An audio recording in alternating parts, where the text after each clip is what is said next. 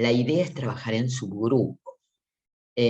Los subgrupos van a ser de 4, no sé si serán, alguno quedará más chico o más grande, pero la idea es que vamos a ver algunos puntos y después volvemos al grupo grande y van a contar los que quieran qué pasó en esos pequeños subgrupos. El trabajo que yo propongo que hagamos, porque ahora hoy hice una síntesis muy rápida desde esta gran red en la que participamos, yo diría, de planetaria, que hablábamos del efecto mariposa eh, eh, que vimos en la pandemia, los sistémicos de los que pertenecemos a veces con pequeños grupos sociales, vecinales, familiares. Bueno, en la mayoría de estos grupos transversales, por lo general repetimos o tenemos distintas máscaras, pero como decía, si bien no somos lo mismo con los vecinos que con los familiares, probablemente determinadas acciones, determinados roles, sí se repitan. Y son aquellos en los que estamos entrenados. Y entrenados como desde la infancia, porque cuando llegamos a la familia, nosotros nos especializamos en un determinado función para encajar en la familia, porque cuando éramos chicos teníamos que encajar o defendernos de la familia, ya sea porque éramos estimulados en determinado rol o porque éramos castigados en el otro, porque éramos vistos y tenidos en cuenta si jugábamos determinado rol. Entonces, nos especializamos en. Cuando uno tiene en cuenta esto, ahí va a empezar a darse cuenta que los que tiene alrededor no son tan casuales, no es azaroso, que la gente que nos acompaña está determinada por este destino, por esto que nosotros vamos generando. Pero cuando empezamos a tomar conciencia de la máscara que usamos y de cuál es nuestra sombra, bueno, también tenemos que tener en cuenta, y acá va una frase que a mí me impacta mucho, de Gramsci, es: nada de lo humano me es ajeno. Quiere decir que tenemos todas las posibilidades. Uno dice, jamás haría esto. No sabemos. También poder tener esta idea de que nada nos es ajeno nos ayuda a ser más compasivos, ¿okay? A poder entender al otro, no discriminarlo, poder sentir que en otras circunstancias podríamos ser distintos.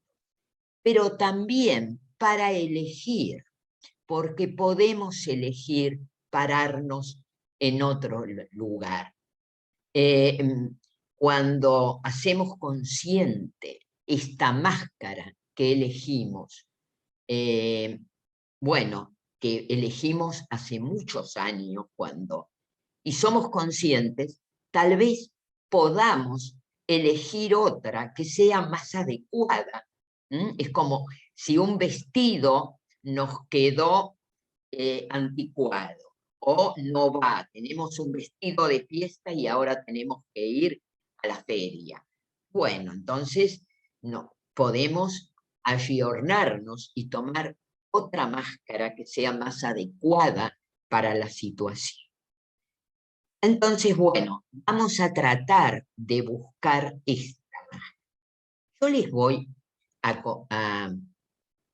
para poder hacer conscientes, vamos a trabajar el mito personal.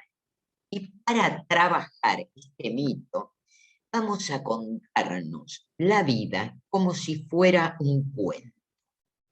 Entonces, cada uno va a mirarse. Bueno, había una vez una familia de tales características, con una historia, y cuentan brevemente, porque cada grupo va a tener 10 minutos, van a ser 4 para trabajar. Pero lo interesante es que se miren, se cuenten como si su historia fuera un cuento. Y van a ver, a partir de ese cuento, de esa familia en la que ingresaron, cayeron, vamos a imaginar que, bueno, los estaban esperando o no esperando, y cayeron ahí como de sopetón en una familia que no los esperaba, o con un género distinto, o cada cual va a mirar esto desde afuera, contando la historia. ¿Ok? Y van a contar también que van a mirar a esa nena o a ese nene o a ese, el que fuera. Yo siempre digo las, los, les, hablo de una manera, lo que quieran, pero van a ver cada uno cómo llegaron, cómo fueron vistos por esta familia. Van a mirarse y van a contarse desde afuera cómo encajaron. Bueno, yo diría que empecemos, Andrea, a hacer los subgrupos, a dar 10 minutos y que los vayan contando. Después vamos a entrar al grupo general y nos van a contar, pero que lo vean en privado, en esos pequeños grupos. Te quería decir lo que me pasó estando dentro y fuera del grupo.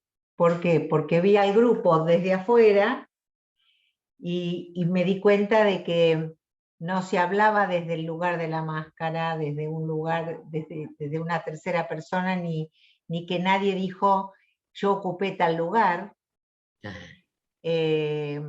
Por ahí yo sí dije cuál era el lugar, pero bueno, tal vez el entrenamiento que uno tiene desde tantos años de trabajar con uno mismo, además de los grupos.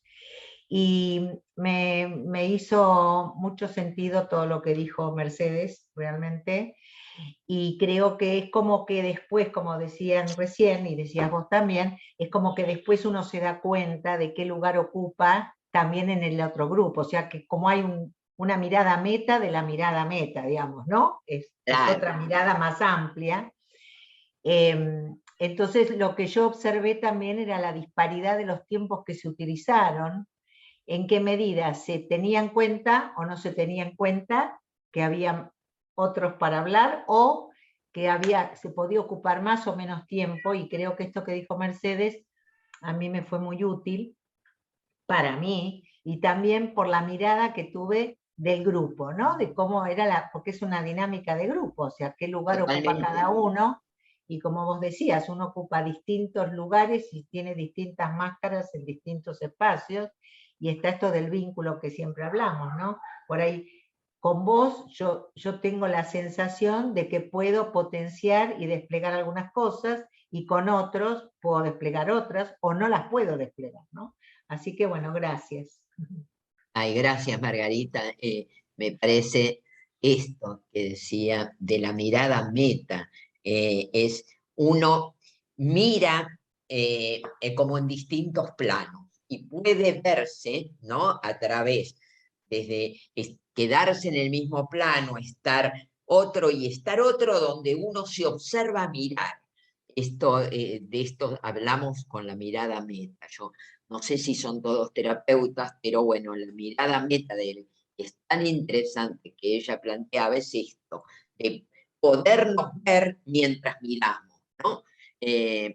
Bueno, y entonces es otro análisis. El primer lugar meta era cuando contamos desde afuera. Después nos vemos como un cuento, después nos vemos contar el cuento, después, bueno, y ahora nos vemos reflexionar sobre lo que contaba el cuento. Vamos a pasar a un segundo ejercicio, porque esto que vimos, que era ver la historia familiar que decíamos que estaba cuando llegamos al mundo, a la que hemos tenido que responder.